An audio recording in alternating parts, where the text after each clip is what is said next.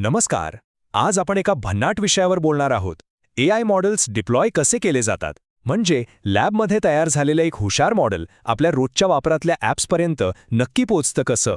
चला हा प्रवास जाणून घेऊया. कधी विचार केलाय की एक AI मॉडेल तयार झालं, त्याला खूप काही शिकवलं गेलंय, पण मग पुढे काय? ते आपल्या स्मार्टफोनमधल्या ॲप्समध्ये किंवा आपण वापरत असलेल्या वेबसाईट्सवर कसं काय येतं? आज आपण याच प्रश्नाचं उत्तर शोधणार आहोत. तर मग या प्रवासाला सुरुवात करूया. आपला पहिला टप्पा आहे लॅबमधून लाईव्ह ॲपपर्यंत.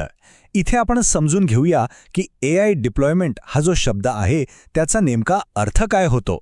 अगदी सोप्या शब्दांत सांगायचं झालं तर AI डिप्लॉयमेंट म्हणजे काय?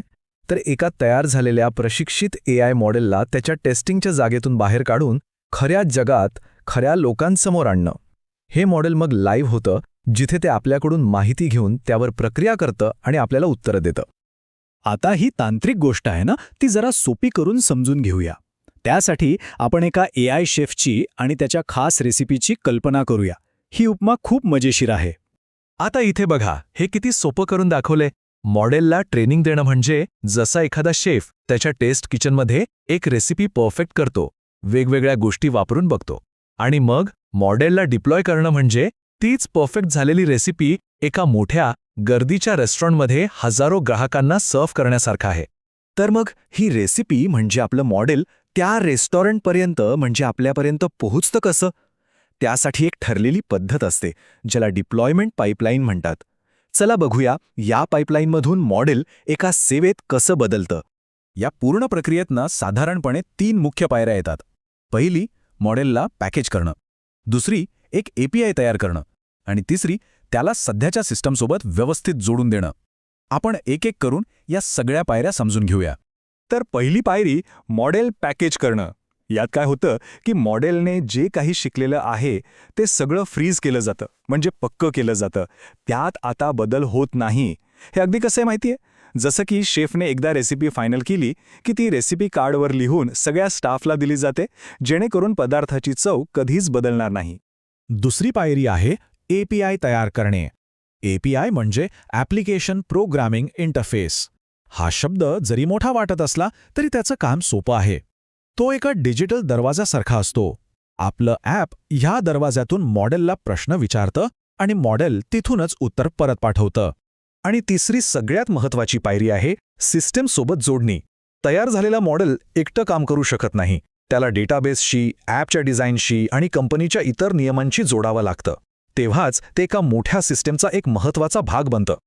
पण थांबा, मॉडेल लाईव्ह झालं म्हणजे आपलं काम संपलं का? तर अजिबात नाही. खरं तर इथूनच खरी कसोटी सुरू होते. कारण डिप्लॉयमेंट ही एकदा करून थांबण्याची गोष्ट नाही, तर ते एक सतत चालणारं चक्र आहे. हे वाक्य खूप महत्त्वाचं आहे की डिप्लॉयमेंट हा प्रवासाचा शेवट नाही, ही तर एका नवीन प्रवासाची सुरुवात आहे. मॉडेल लाईव्ह झाल्यावर खरं काम सुरू होतं. असं का? ह्याचं एक मोठं कारण आहे डेटा ड्रिफ्ट. म्हणजे बघा, जग सतत बदलत असतं. लोकांच्या आवडीनिवडी बदलतात, फॅशन बदलते, अगदी फसवणूक करणारे गुन्हेगारही त्यांच्या पद्धती बदलतात. मग ज्या जुन्या माहितीवर मॉडेल शिकलेलं आहे ती निरुपयोगी ठरू लागते आणि मॉडेलची कामगिरी खराब होते. तर मग हे सतत चालणारं चक्र काम कसं करतं? चला पाहूया. सुरुवात होते डिप्लॉय करण्यापासून, म्हणजे मॉडेलला लाईव्ह करण्यापासून. एकदा मॉडेल लाईव्ह झालं की मग त्यावर सतत लक्ष ठेवावं लागतं. ते बरोबर काम करतंय का, त्याचा वेग किती आहे, ते काही चुका तर करत नाहीये ना, हे सगळं तपासलं जातं. यालाच मॉनिटरिंग म्हणतात.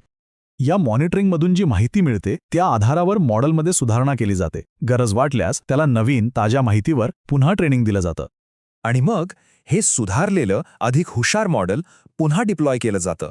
आणि ही डिप्लॉय, मॉनिटर, सुधारणा आणि पुन्हा डिप्लॉय करण्याचं चक्र असं अव्याहतपणे चालूच राहतं. आता हे सगळं ऐकायला किती सरळ आणि सोपं वाटतंय नाही का? पण प्रत्यक्षात हे काम खूप आव्हानात्मक असतं. चला तर मग बघूया यातली खरी आव्हानं काय आहेत. यातली काही मुख्य आव्हानं म्हणजे स्केलॅबिलिटी. विचार करा, एकाच वेळी लाखो लोक ॲप वापरायला लागले तर सिस्टीमने ते सांभाळायला हवं. मग येतं लो लेटन्सी, म्हणजे उत्तरं अगदी सेकंदात मिळायला हवीत, वाट बघायला लावून चालत नाही. तिसरं आहे खर्च, कारण या सगळ्यासाठी खूप मोठी कॉम्प्युटर सिस्टीम लागते आणि तिचा खर्चही मोठा असतो. आणि सगळ्यात महत्त्वाचं, सुरक्षा आणि नियमांचं पालन. त्यामुळे मॉडेल बनवण्यापेक्षा त्याला नीट चालवणं हे जास्त कठीण काम आहे. थोडक्यात सांगायचं तर एका AI मॉडेलला लॅबमधून आपल्या मोबाईलपर्यंत आणण्याचा हा प्रवास खूप गुंतागुंतीचा, आव्हानात्मक पण तितकाच रोमांचक आहे.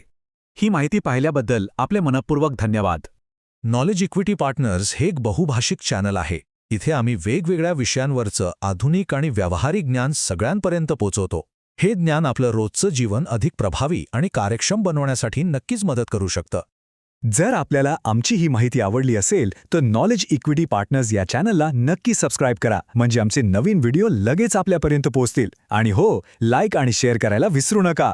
हे मौल्यवान ज्ञान आपल्या कुटुंबासोबत, मित्रांसोबत आणि समाजात पोहोचवा. चला, एकत्र मिळून ज्ञानाची ही ओढ नेहमीच वाढवत ठेवूया.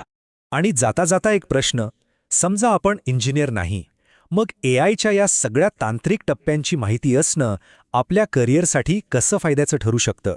याचं उत्तर जाणून घेण्यासाठी आमच्या पुढच्या भागाची नक्की वाट बघा. लवकरच भेटूया.